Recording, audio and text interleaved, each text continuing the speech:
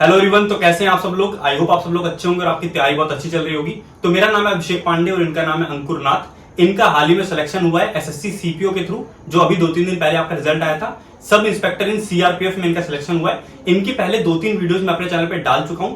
इन्होंने जो आंसर की जब आई थी मेंस की, उसमें हमने बताया था कि इनके प्रीमी और मेंस पे कितने मार्क्स आए। फिर जब इनका मेडिकल हुआ तो डीवी का प्रोसेस और मेडिकल का डिटेल प्रोसेस हमने आपको समझा रखा है किस तरीके से एसएससी सीपीओ में मेडिकल होता है, क्या चीजें अलाउड है और किस चीज पे रिजेक्शन आपको मिलता है। आज की वीडियो थोड़ी डिफरेंट होने वाली है। आज की वीडियो में आपको बताने वाले हैं कि इन्होंने टीयर 1 और टीयर 2 जो एसएससी सीपीओ का होता है मेंस और प्री, उसके लिए कैसे तैयारी करी। फुल फ्लैज जो स्ट्रेटजी होती है वो आपको समझाएंगे। क्या क्या बुक्स इन्होंने यूज करी, कितने घंटे, क्या क्या पढ़ा, वो सारी चीजें आपको बताएंगे, ताकि अगर आप बिगिनर है और तैयारी स्टार्ट करने जा रहे हैं तो आपके लिए एक जो पाथ होना चाहिए, रास्ता होना चाहिए, वो आपको थोड़ा गाइड करने की कोशिश करेंगे आज की वीडियो में। तो मेक श्योर आप इस वीडियो को एंड तक देखिएगा और वीडियो पसंद आए तो वीडियो को लाइक कीजिएगा। पहले भाई अपना इंट्रोडक्शन दे दीजिए, कौन सा अटेम्प्ट था आपका, क्या नाम वगैरह वो सब। भाई मेरा नाम तो अंकुर नाथ है और ये मेरा फर्स्ट अटेम्प्ट था सीपीओ का। मतलब अभी जो 2022 वाला था, जो ग्रेजुएशन हुई थी आपकी वो कब हुई थी? ये 2022 में ही हुई थी ग्रेजुएशन। उसके बाद मतलब मई जून जुलाई के आसपास हो गई थी हमारी फाइनल डिग्री डीयू से। तो उसके बाद फिर मैंने तैयारी शुरू करी थी। तो 2022 में जो फॉर्म आया था सीपीओ का, उसका ये उन्होंने फॉर्म भरा था। पहले अटेम्प्ट में इनका सीआरपीएफ मिल गया। लाइसेंस नहीं बनवाया था इन्होंने, तो उस चक्कर में थोड़ी तैयारी भी ढीली रही, क्योंकि पता था सब इंस्पेक्टर दिल्ली पुलिस नहीं मिलेगा। इस बार और अटेम्प्ट दोगे? हाँ, इस बार ये वाला अटेम्प्ट दूंगा। इस बार और अटेम्प्ट देंगे। इस बार लाइसेंस वैसे बनवा लिया, क्योंकि लाइसेंस इंपॉर्टेंट है। अगर आप दिल्ली पुलिस में एसआई की जॉब चाहते हैं तो लाइसेंस आपके पास होना चाहिए, वरना उसको छोड़कर बाकी सभी सर्विसेज में आप एलिजिबल होते हैं। तो भाई स्ट्रेटेजी वीडियो एक बताएंगे लोगों को कि कैसे चीजें आपने पढ़ी। सबसे पहले हम बात करते हैं कि टीयर 1 के लिए तैयारी कहाँ से स्टार्ट करी। भाई टीयर 1 के लिए जैसे सबसे पहले तो मेरा स्ट्रॉन्ग पॉइंट मेरा मैथ्स था। तो मैंने कब से तैयारी स्टार्ट करी, कितना टाइम लगा, टाइम बता दो एक बार। जैसे जून जुलाई के आसपास हमारे फाइनल एग्जाम हुए थे कॉलेज के, तो उसके बाद फिर मैंने तैयारी शुरू कर दी थी। अच्छा, तो मतलब टीयर 1 होने से पहले 1 साल हो गया था तैयारी करते करते? नहीं, 4-5-6 महीने हो गए थे। अच्छा, उससे पहले किसी और एग्जाम की तैयारी? हाँ, उससे पहले तैयारी करी थी, एफकेट और सीडीएस की तैयारी करी थी। हाँ, क्योंकि बेस तो तैयार हो गया पहले से। तो सारी तैयारी मिला के एफकेट सीडीएस तो कितना टाइम होगा? हाँ, तब तो हो गया होगा 1 साल 9 महीने तो हो गए। 1 साल 9 महीने का प्री देते मतलब सीपीओ का प्री देते। तो 12-13 महीने लगे टोटल, बिल्कुल बिगिनिंग से स्टार्ट करा आपने। तो ठीक है, आप सभी को पता है 1 साल 1.5 साल तो आपको एक अच्छी तैयारी करने में लग ही जाता है, चाहे आप पहले किसी और एग्जाम की तैयारी कर रहे हो, क्योंकि एफकेट सीडीएस में मैथ्स वगैरह इसी लेवल की आती है, पॉइंट्स वगैरह सेम रहता है। हाँ, तो आपने तैयारी कहाँ से स्टार्ट करी? मैथ्स की तैयारी पहले हम बात करते हैं, मैथ्स को लेकर डाउट रहता है। मैथ्स की तैयारी कहाँ से स्टार्ट की? मैथ्स की तैयारी मतलब पहले मैं जब एफकेट सीडीएस की तैयारी करता था तो उस समय मेरे पे आरएस अग्रवाल की बुक थी, तो मैं उसी से करता था मैथ्स। तो मेरे मतलब जो एरिथमेटिक मैथ्स कहते हैं सीजीएल एसएससी वगैरह में, तो वो मेरी उसी से हो गई थी कंप्लीट अच्छे से। अच्छा। बाकी बाद में एडवांस मैथ्स के लिए मैंने यूट्यूब वगैरह पे टीचर्स वगैरह को फॉलो करा था, जिनकी वीडियो सही लगती थी। और उसके बाद मैंने किरण से प्रैक्टिस मतलब करी थी क्वेश्चंस वगैरह की। अच्छा, मतलब आरएस अग्रवाल की बुक से आपने थ्योरी पढ़ी? अच्छा, आरएस अग्रवाल की बुक से मतलब मैंने एक तरह से अरिथमेटिक पूरा। तो किसी ने आपको बोला था उससे पढ़ने के लिए, या फिर यूट्यूब वीडियो सर्च कर किसी ने ऐसा कुछ? नहीं, वो किताब मेरे पे पड़ी हुई थी तो मैंने मतलब जो उनका रिसोर्स अवेलेबल था, तो बढ़िया रहती है बुक पढ़ने के लिए। हाँ, वो बढ़िया बुक थी, उसमें मतलब थ्योरी वगैरह भी बढ़िया से दे रखी थी और मतलब सही था। काफी सारे लोग मैंने देखे आरएस अग्रवाल की बुक। तो अगर कोई लोग सोच रहे हैं कि वीडियो से पढ़ना अच्छा रहेगा नहीं रहेगा, तो वीडियोस भी उतनी अच्छी रहती है ना। वीडियोस से भी लेक्चर से कंप्लीट कर सकते हैं सिलेबस। और अगर आप बुक से करना चाहें तो आपका अल्टरनेटिव अवेलेबल है आरएस अग्रवाल की बुक। आरएस अग्रवाल की बुक जो मेरे पास थी मैंने तो उसी से करी। उसी से सारा मतलब अरिथमेटिक एडवांस दोनों चीजें। हाँ, बस एक ये मतलब थोड़ा सिस्टमेटिक तरीके से करा था। जैसे पहले मैंने परसेंटेज करा, तो उसके बाद उसी से रिलेट कर करके। तो कोई आपके साथ होगा जो आपको बताता होगा, गाइड करता होगा? हाँ, मतलब ये मतलब ऐसे जो चीजें रिलेट कर करके मैं पढ़ सकता था ना, वैसे कर रहे परसेंटेज, फिर प्रॉफिट एंड लॉस, फिर रेशियो। तो कोई बताता था ये चीज अपने आप आई होंगे? ये चीज मतलब थोड़ा बहुत लग रहा था कि यूज हो रहा है कहीं ना कहीं। थोड़ी बहुत यूट्यूब से स्ट्रेटेजी वगैरह भी देखी होगी।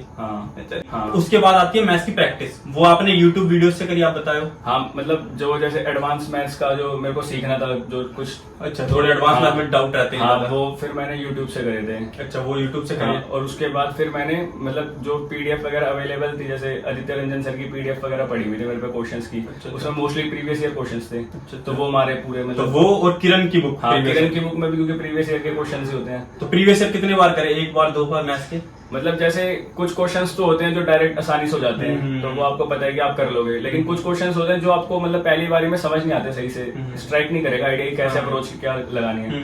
तो उन पे स्टार मार्क करके मतलब वो दोबारा बार रिपीट करते हो। तो भाई किरण की बुक तो एक पैनाशिया है सबके लिए, ठीक है। मैंने बहुत बार यूज करी है, मैंने आपको बताया भी है। तो उसको रेगुलरली आपको बार बार करना पड़ेगा। और कोई और बुक है आपके पास जिसमें प्रीवियस ईयर क्वेश्चन अवेलेबल, तो वो भी कर सकते हो, है ना। किरण बुक एक बेस्ट सोर्स है, अगर आप चाहे तो यूज कर सकते हैं। स्क्रीन पे आपको वो भी दिख जाएगी। मैथ्स के लिए हो गया, तो मैथ्स के लिए पहले RS अग्रवाल थ्योरी पढ़ी, फिर किरण से प्रैक्टिस और पीडीएफ वगैरह जो थी उनसे प्रैक्टिस करी, तो बस इसके बाद खत्म मैथ्स का। मैथ्स में इसके अलावा कुछ एक्स्ट्रा चीजें करी हो, कैलकुलेशन प्रैक्टिस करते हैं कुछ लोग? नहीं, मतलब वैसे मेरा मैथ्स स्कूल टाइम से ही सही था, तो इतनी दिक्कत थी नहीं, तो मैथ्स में मतलब वो ज्यादा दिक्कत आई नहीं मेरे को। अच्छा, तो ये करा मैथ्स के लिए। बाकी सब मॉक टेस्ट वगैरह देके मैथ्स स्पीड वगैरह इंक्रीज करने के लिए। तो ये हो गई मैथ्स की बात। तो नेक्स्ट हम बात करते हैं इंग्लिश के बारे में, क्योंकि इंग्लिश की वेटेज बहुत ज्यादा है। सबसे ज्यादा वेटेज इंग्लिश की है। 200 नंबर का मेंस का पेपर आना है आपका इंग्लिश का, और 50 नंबर की जो प्री है उसमें भी इंग्लिश आनी है आपकी। तो इंग्लिश में हम 3 पार्ट में बात करेंगे भाई। पहला वोकैब, दूसरा ग्रामर, और तीसरा रीडिंग पोर्शन, जो क्लोज टेस्ट होता है ना, पैसेज वगैरह होता है, वो कैसे तैयार करें। तो पहले आप बता दो वोकैब के लिए आपने क्या क्या सोर्सेज फॉलो करे। भाई वोकैब के लिए मतलब जैसे 2-3 सोर्सेज थे। एक तो पहले रूट वर्ड से मतलब याद करने की, वो रूट वर्ड्स की बुक आती है न्यून पब्लिकेशन की, उससे याद करा, काफी आसानी से हो जाता है। मतलब रूट वर्ड्स अगर एक रूट वर्ड से कर ले, रूट वर्ड का तरीका मैंने सुना है कि रूट वर्ड से थोड़ा जल्दी काफी वर्ड्स एक साथ मतलब आप याद कर सकते हो। अच्छा, तो रूट वर्ड की बुक आपने ली थी न्यून पब्लिकेशन? हाँ, न्यून पब्लिकेशन बुक आपको दिख जाएगी, जो भी बता रहे हैं वो बुकें मैं आपको यहाँ पे शो करता रहूंगा, ताकि आपको आइडिया लग जाए किस किस सोर्सेज से उन्होंने पढ़ाई करी। उसके बाद मतलब किरण की बुक से प्रीवियस ईयर के मतलब उनमें सेक्शन है, जैसे सिनोनिम्स का अलग सेक्शन है, एंटोनिम्स का अलग है, तो जितने प्रीवियस ईयर में आए हुए थे वो वहां से हो गए थे अच्छे से। मतलब एक सोर्स में सारी चीजें मिल जाती तो वो क्या आपने प्रीवियस ईयर की सारी किरण से याद कर ली, सारे एंटोनिम, सिनोनिम, नंबर, इडियम? एक बार नजर तो मार लिए सारे। अच्छा, एक बार उससे, और एक बार रूट वर्ड से हेल्प ले ली कि कैसे याद करना है। क्योंकि तो याद करने का अच्छा तरीका है आप रूट वर्ड और निमोनिक, ये 2 तरीके मैं भी आपको बताता हूँ। इन 2 तरीकों से वोकैब याद करो, डेली थोड़े थोड़े करते रहोगे, जल्दी याद हो जाएगा। तो वोकैब के लिए इतना है, ये दोनों चीजें। और कुछ चीज वोकैब के लिए करियो शायद एक्स्ट्रा, जिससे लोगों को मदद मिले। और चीज तो मतलब यही है कि जितने प्रीवियस ईयर की वोकैब थी वो तो अच्छे से कर ही लेती, क्योंकि क्वेश्चंस रिपीट होते हैं बहुत बारी। अच्छा, हाँ बिल्कुल, है ना। और उनको मतलब करने का भी तरीका ऐसे था कि जैसे किरण की बुक में 4 ऑप्शंस दिए हैं, अगर मेरे को आंसर पता है किसी क्वेश्चन का, तो लेकिन मैं 4 ऑप्शंस देखता था कि कोई ऑप्शन मतलब ऐसा तो नहीं है जो मैं पहली बार देख रहा हूँ, कहीं वही आ जाए क्वेश्चन में। तो इस तरह से मतलब एक क्वेश्चन से कई सारे क्वेश्चन हो जाते हैं। अच्छा, एक क्वेश्चन है और 4 ऑप्शन है, 4 ऑप्शन है, उनका ही मीनिंग उन्होंने आपने याद करा। तो अच्छा, 5 क्वेश्चन एक तरीके से स्टार्ट हो गया। अगर आपने 10 क्वेश्चन करे तो 50 क्वेश्चन इस तरीके। अच्छा, हाँ, उससे काफी ज्यादा हेल्प मिलेगी। और जो अलग क्वेश्चन बन सकते हैं, अगर बोलते हैं हम सिलेबस से बाहर है, प्रीवियस ईयर में नहीं है, वो भी वहीं से क्वेश्चन तैयार हो जाते हैं। तो ये था वोकैब का। दूसरा बात करते हैं ग्रामर। ग्रामर के लिए कोई पेड कोर्स परचेज करा? नहीं, कोर्स तो कोई परचेज नहीं करा, लेकिन नीतू सिंह मैम की बुक ली थी, वॉल्यूम 1, हाँ, केडी कैंपस की। उससे मतलब पूरी ग्रामर करी अच्छे से। वो काफी अच्छी बुक है, मतलब अगर मतलब एसएससी के लिए तो काफी बढ़िया बुक है वो। हाँ, वो सभी लोग यूज करते हैं वो केडी कैंपस की बुक। तो उससे सारी ग्रामर के चैप्टर सारे एक एक करके कंप्लीट करें। तो और कुछ प्रैक्टिस ग्रामर के रूल्स की ऐसा कुछ कराओ? हाँ, मतलब एक बारी पहले वो कर लिया अच्छे से, फिर उसके बाद यूट्यूब पे मतलब रानी मैम है और एक निमिषा बंसल मैम है, उनके मतलब रूल्स हैं, 120 रूल्स है, 60 रूल्स ऑफ ग्रामर। अच्छा, एक बारी वो देख लिए, मतलब जो मैंने पढ़ा था किताब से। तो उसके अलावा कुछ एक्स्ट्रा रूल्स बन सकते हैं, एक तरह से रिवीजन हो गई। मैंने भी आपको पीडीएफ प्रोवाइड कर रखी है 120 रूल्स की, ठीक है, उससे आप 120 रूल्स सारे पढ़ सकते हैं। काफी अच्छा रहता है, मैं भी पर्सनली यूज करता हूँ, तो बढ़िया चीज है वो। उससे कुछ एक्स्ट्रा चीजें, जो एक्स्ट्रा फैक्ट्स वगैरह इंग्लिश के, वो भी आपको कवर अप हो जाते हैं। तो ये ग्रामर का हो गया। ग्रामर का थर्ड आता है रीडिंग। ये क्योंकि बहुत ज्यादा इंपॉर्टेंट लगता है, काफी सारी चीजें उससे कवर हो जाती है। तो वो कहाँ से किया? रीडिंग में जैसे सब कहते हैं न्यूज़पेपर पढ़ना, लेकिन मैं तो न्यूज़पेपर पढ़ नहीं पाता था। तो मतलब किरण की बुक में ही सबसे लास्ट सेक्शन में पीछे दे रखे हैं मतलब पैसेज वगैरह प्रीवियस ईयर में आए हुए हैं। उससे मतलब मैंने रीडिंग की हैबिट वगैरह बनाई थी, और थोड़े क्वेश्चंस की अप्रोच देखी कैसे मतलब अटेम्प्ट करने, क्योंकि सीपीयू में टाइम मेरे को लगता है कि जल्दी करना पड़ता है पेपर, क्योंकि टाइम चले जाता है वरना। मेंस का प्री का प्री में, हाँ, प्री में तो क्योंकि 1-2 घंटे में आपको 200 क्वेश्चन करने में आपको स्पीड बनाना, टाइम मैनेजमेंट आपको बहुत अच्छे से करना पड़ेगा। तो इसलिए फिर पैसेज वगैरह के लिए मतलब प्रैक्टिस करी थी किरण की बुक से ही, जो उसमें जितने कॉम्प्रिहेंशन, उसमें आपने कॉम्प्रिहेंशन, क्लोज टेस्ट, पीक्यू वाला वहीं से करा। हाँ, वहीं से। तो रीडिंग के लिए आपने कुछ एक्स्ट्रा पढ़ाई वढ़ाई, मतलब जैसे बुक्स वगैरह, न्यूज़पेपर वगैरह, वो नहीं पढ़ा? मतलब न्यूज़पेपर वगैरह तो नहीं पढ़ा। अच्छा, तो ये आप रीडिंग के लिए कर सकते हो। प्रैक्टिस आप स्टार्ट करो, पैसेज डेली 1-2 लगाओगे तो रीडिंग वहीं से हो जाएगी काफी सारी। तो वो भी आप कर सकते हो। तो ये था रीडिंग की। ये इंग्लिश की कोई बात। तो इंग्लिश में आपने इतना करा। वो क्या और कुछ एक्स्ट्रा इंग्लिश के लिए करा हो? क्योंकि मेंस में भी 200 नंबर की इंग्लिश थी, इसी से चलता रहा। इसी से बाकी मॉक टेस्ट वगैरह, मेंस वगैरह के उसको एनालिसिस वगैरह, ठीक है। नेक्स्ट बात करते हैं रीजनिंग के बारे में। रीजनिंग की अप्रोच क्या रही? रीजनिंग कहाँ से कहाँ तक करी? मतलब रीजनिंग मैंने मतलब वैसे कुछ ऐसे पर्टिकुलर किताब पहले बता दो कि कहाँ से तैयार करी, यूट्यूब से, बुक से, वो बता दो। रीजनिंग जब मैं शुरू कर ही रहा था तैयारी, तो जब मैंने पहली बार टेस्ट दिया तो मतलब रीजनिंग का मैंने ऐसा देखा था कि मतलब ऐसा कुछ नहीं था कि जो मेरे को ना आता हो रीजनिंग में। मतलब मोस्टली क्वेश्चन में पहले एफकेट सीडीएस की तैयारी कर रहे थे। तो मैं पहले कर पा रहा था, बस टाइम का थोड़ा सा दिक्कत था। तो अच्छा, एफकेट सीडीएस छोड़ने के बाद जब एसएससी फील्ड में आए तो आपने एक मॉक लगा के देखा कितना मुझे आता है, कितना नहीं आता? अच्छा, तो उसके बाद मतलब मैंने देखा मतलब रीजनिंग ऐसा नहीं था मोस्टली कि बिल्कुल ही आउट ऑफ सिलेबस थी। हो रही थी, लेकिन थोड़ा टाइम ज्यादा लग रहा था। अच्छा, तो टाइम कम करने मतलब के लिए सारे सिलेबस आता था पूरा, हाँ। सारे चैप्टर आते थे, हाँ। बट टाइम मैनेजमेंट करना था, हाँ। स्पीड बढ़ानी थी। स्पीड बढ़ानी थी, तो इसलिए मैंने फिर सेक्शनल टेस्ट देने शुरू करे रीजनिंग के तो पहले, अच्छा। ताकि मेरी स्पीड बढ़े। और फिर उसके बाद जो टॉपिक ऐसा था ना जो मेरे मॉक में हमेशा गलत हो रहे थे या टाइम ज्यादा लग रहा था, वो मैंने पर्टिकुलर वो टॉपिक यूट्यूब से सीखा। अच्छा अच्छा हाँ, अच्छा, reasoning ये में- बहुत अच्छी अप्रोच है, इसे फॉलो कर सकते हो। हाँ। आप देखो आपका वीक पॉइंट क्या है। रीजनिंग में सब कुछ आप करो, कोर्स परचेज करो, वो इंपॉर्टेंट नहीं है। हाँ। जो वीक है उसको टाइम दो। टीचर्स मैंने आपको बता रखा है, विक्रमजीत सर है, दीपक सर है। हाँ, बहुत है। आप कोई टीचर का नाम बताओ कोई आपको सही लगता है? मैंने तो विक्रमजीत सर से ही करी अच्छा, थी। विक्रमजीत सर से करा है। विक्रमजीत सर ने फ्री में पढ़ा रखा है, आप टॉपिक का नाम लिखो, उससे पढ़ लो, है ना। और जो आपको थोड़ा बहुत मुश्किल लग रहा है उसके नोट्स आप बना सकते हो, है ना। रीजनिंग में बाकी सेक्शनल टेस्ट आप डेली दें, 1-2 टाइमर लगा के, है ना, हाँ। मस्त। उससे आपकी अच्छी प्रैक्टिस हो जाएगी रीजनिंग की। रीजनिंग में इतना बहुत हाँ, क्योंकि रीजनिंग एक तरह से बोनस सब्जेक्ट होता है। हाँ, उसमें नंबर खेल हाँ, सकते हो अगर जितने उसमें भी भी नंबर नहीं आएंगे तो फिर सिलेक्शन लेना मुश्किल हो जाता है थोड़ा। हाँ, रीजनिंग में तो टारगेट होना चाहिए 50 में 50 चाहिए। हाँ। 1-2 गलत हो जाए तो चलो कोई नहीं, सिली हाँ। मिस्टेक्स हो जाएगा, हो जाती है। तो रीजनिंग में इसके अलावा कुछ करा हो? नहीं, इसके अलावा और कुछ रीजनिंग में रीजनिंग में इतना रहा। उसके बाद लास्ट बट नॉट लीस्ट जी। जी की आती है अपनी, क्योंकि जी के हाँ। सब आती है, उसकी बात करते हैं। जीके में आपने क्या भाई, कहाँ से करा? जीके मतलब मैंने जीके में इतना ज्यादा टाइम तो नहीं दिया था। जब प्री आने वाला था उसके 1-1.5-2 महीने पहले मैंने जीके को टाइम देना शुरू करा था, क्योंकि पहले मैं मैथ्स, रीजनिंग, इंग्लिश इन 3 चीजों पे ज्यादा फोकस करता था। जो क्योंकि यही कोर सब्जेक्ट है। हाँ, क्योंकि जीके चाहे आप एसएससी, सीजीएल, सीएचएसएल, एमटेक कुछ भी करना था, हाँ। तो आपको ये 3 सब्जेक्ट में यूज करने पड़ेंगे। जीके क्योंकि सीजीएल की काफी वास्ट है, कुछ हाँ। भी पूछ सकते हैं, तो इसलिए फिर मैंने पहले तो ल्यूसेंट जो कहते हैं, ल्यूसेंट तो पढ़नी पड़ती है, हाँ। तो ल्यूसेंट करी। और ल्यूसेंट में ही मैंने सबसे पहले साइंस बैक करा था, क्योंकि मैं साइंस बैकग्राउंड से था, तो वो मेरे लिए काफी आसान था करना। तो जो आसान है आपको हाँ। पहले वो कवर अप करते हाँ, थे। पहले मैंने सबसे पहले साइंस करा ल्यूसेंट से, फिर उसके बाद मैंने पॉलिटी सब्जेक्ट करा था कंप्लीट, क्योंकि पॉलिटी स्कोरिंग है। स्कोरिंग भी है और अच्छा आसान भी भी है। रहता है, हाँ, थोड़ा क्योंकि कम ही है, छोटे पढ़ने भी कम, हाँ। ज्यादा लेंथी नहीं है। हाँ, हिस्ट्री जैसे काफी वास्ट है, एंशियंट हो गई, मॉडर्न हो गई, मेडिवल हो गई, तो इसलिए फिर मैंने पहले पॉलिटी करी, फिर उसके बाद मैंने हिस्ट्री शुरू करी थी। हिस्ट्री में भी मतलब जैसे देख लिया मॉडर्न से ज्यादा क्वेश्चन आया तो मॉडर्न पहले करी। अच्छा, हाँ, आपने स्कोरिंग सब्जेक्ट को हाँ। सुना। अगर आपको कुछ बोरिंग लगता है, आपको नहीं पढ़ने का मन करता, तो आप ऐसा करो जो इसके इंपॉर्टेंट टॉपिक्स हैं उनको स्ट्राइक करो, ताकि वहां से ज्यादा क्वेश्चन आएंगे तो नंबर आ पाए। और बाकी एक चीज और, जैसे सीपीओ के पेपर में 50 क्वेश्चन आते हैं जीके के, तो स्टैटिक का काफी अच्छा पोर्शन आता है। हाँ। डांस हो गए, कल्चर, आर्ट एंड कल्चर से काफी क्वेश्चन आते हैं सीपीओ के पेपर में, तो वो अच्छे से करना मतलब वो कर पड़ेगा, मतलब वो करा था उसका मैंने। क्या सोर्स था, क्या कहाँ से पढ़ा कि जैसे डांस होते हैं, हाँ। म्यूजिकल इंस्ट्रूमेंट्स हैं, फेस्टिवल्स हैं, वो कहाँ से पढ़े? वो पिनाकल की किताब थी मेरे पास जीके की। अच्छा अच्छा अच्छा, पिनाकल 6500 वाली जो आती है। हाँ, अच्छा वो अच्छा। पिनाकल की बुक में उन्होंने मतलब डिस्ट्रीब्यूशन कर रखा है टॉपिक वाइज, जो प्रीवियस ईयर में आ चुके हैं। अच्छा। आर्ट एंड कल्चर के अलग से, 1857 का रिवोल्ट हो गया मॉडर्न हिस्ट्री में वो अलग से, इस तरीके से मतलब जो उन्होंने कर रखा है ना, उसमें से जो प्रीवियस ईयर क्वेश्चन जो रिपीट हो रहे थे मतलब बार बार, वो पढ़े। अच्छा अच्छा, तो आर्ट एंड कल्चर के उन्होंने पिनाकल यूज करी, बाकी उसकी थ्योरी पढ़ने के लिए कुछ थ्योरी वहीं से होगी। ल्यूसेंट से नहीं, थ्योरी तो थ्योरी से लूसेंट पढ़ी की, थी। अच्छा हाँ, लूसेंट में पीछे हाँ। विविध मिसलेनियस पार्ट में दे हाँ, रखी है वो। थ्योरी, वहां से आपने जीके, तो जीके के लिए लूसेंट यूज करी, पिनाकल साथ में यूज करी प्रीवियस ईयर करने के लिए, और करंट अफेयर्स वगैरह के लिए।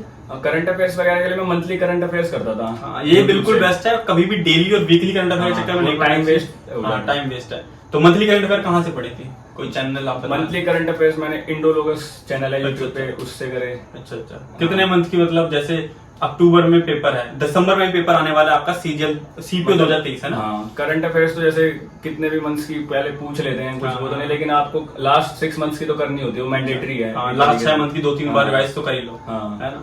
ये करंट अफेयर मैं बताना चाहूंगा, कभी भी याद करने की कोशिश ना करें, जस्ट वीडियो देखते चले। 2 बार 3 बार वीडियो देखेंगे तो अपने आप ही दिमाग में आ जाए कि ऑप्शन के थ्रू आप आंसर टिक कर पाए, है ना। तो ये था जीके का। तो ये सारे हम 4 सब्जेक्ट की बात कर रही है, कुछ एक्स्ट्रा ऐड करना चाहिए इनके साथ ही, कुछ क्या और कुछ करना चाहिए जोड़ के? हाँ, मतलब इसके अलावा मैं मतलब एक अपनी एडवाइस देना चाहूंगा, जैसे जो आपका स्कोरिंग सब्जेक्ट है, मतलब जो आपका बेस्ट पार्ट है, उस पर ज्यादा फोकस करना चाहिए। हाँ। जैसे जो आपको लगता है कि जैसे मेरा मैथ्स स्ट्रॉन्ग है तो मैं मैथ्स पे ज्यादा फोकस करता हूँ, कि मतलब इसमें तो मेरे नंबर ना कटे, क्योंकि जीके जैसे मेरे को पता है कहीं से ही पूछ सकते हैं, वो मैं कितना ही पढ़ लूं मेरे पूरे मार्क्स तो आएंगे नहीं। हाँ। लेकिन मैथ्स रीजनिंग एक ऐसा है, अगर मैं अच्छे से करूंगा तो मैं पूरे भी ला सकता हूँ। हाँ, तो ये जरूर सही है। हाँ। कई लोग क्या करते हैं, जाके तैयारी सीधा जीके हाँ। पढ़ने बैठ जाते हैं। हाँ। मैथ्स रीजनिंग जिसमें नंबर असली में आएंगे, जो आपको सिलेक्शन दिलाएगा, वो नहीं पढ़ते हाँ। लोग। तो ये चीज है कि आपको जो पता है कोर सब्जेक्ट जो है आपके, मैथ्स, इंग्लिश, रीजनिंग, इन पर पहले फोकस करना है, उसके बाद जीके के पास जाना है। तो ये था तीनों का, सारे सब्जेक्ट का। बाकी मॉक टेस्ट वगैरह बताइए, मॉक टेस्ट क्या रहा? मॉक टेस्ट तो भाई मतलब बहुत इंपॉर्टेंट है, कोई सा भी एग्जाम मॉक टेस्ट के बिना तो मतलब वो एग्जाम वाली फील नहीं आएगी तो आपको। मतलब कि डेली मॉक टेस्ट देते थे ऐसा? हाँ, मतलब जब एग्जाम की डेट पास आ गई तब तो मैं डेली मॉक देता था। अच्छा, तो कितने मॉक टेस्ट देते होंगे टीयर 1 से पहले? भाई काफी मॉक टेस्ट दिए थे, वो टेक्स्ट बुक का खरीद रखा था पास। अच्छा, तो टेक्स्ट बुक के पास से ही मतलब फुल टेस्ट हो गए, प्रीवियस ईयर टेस्ट हो गए सारे, मतलब मैं दे देता था। अच्छा। दिन में कई बार तो 2-2 मॉक टेस्ट भी दिए मैंने प्री से पहले, एक दिन के 2 मॉक। और मेंस के मॉक टेस्ट भी वहीं पे ही? हाँ, मेंस के मॉक टेस्ट वो मतलब टेक्स्ट बुक पे सारे ही मॉक टेस्ट मिल ही जाते हैं आराम से। अच्छा, हाँ सही है, वो स्टार्ट के लिए बहुत सही है। उसमें मॉक टेस्ट आप दीजिए बढ़िया से। तो मॉक टेस्ट आपने काफी सारे दिए। मेंस के लिए कितने मॉक टेस्ट दे दिए होंगे मेंस जब आ रहा था तो? मेंस के लिए मतलब जो प्रीवियस ईयर के वो थे पेपर तो सारे कर दिए थे। सीजीएल के भी या खाली सीपीओ? सीपीओ के करे तो सीजीएल के मतलब पहले जैसे आती थी जब 200 मार्क्स की इंग्लिश, तब वो टेस्ट भी लगाएंगे। हाँ, तो पहले आप प्रीवियस ईयर ही पेपर लगाएं। अगर आप मेंस के लगा रहे हैं फिर प्री के लगा रहे हैं तो पहले प्रीवियस ईयर लगाएं। उसके बाद जब आपके प्री पे सारे पेपर खत्म हो जाए उसके बाद मॉडल टेस्ट पे जाए। क्योंकि सबसे ज्यादा बेस्ट आपको जो देगा चीजें वो आपको प्रीवियस ईयर पेपर देगा, क्योंकि रिलायबल रहता है कि इसी टाइप के क्वेश्चन आएंगे। एसएससी ने खुद पूछे हैं तो आप उस पर रिलायबल रह सकते हैं। तो ये था मॉक टेस्ट वगैरह का। बाकी एक शेड्यूल बता दो कि दिन में कितने कितने घंटे क्या पढ़ते थे। काफी लोग कहते हैं कि एक दिन में 4 सब्जेक्ट नहीं हो पाते है ना, टाइम ही नहीं मिलता, 2 पढ़ते थे। जैसे मतलब मेरा शेड्यूल तो ऐसे था, मैं 9 बजे से अगर मैं उठता हूँ मतलब 9 बजे से पढ़ने बैठ रहा हूँ तो पहले मैं मैथ्स पढ़ता था।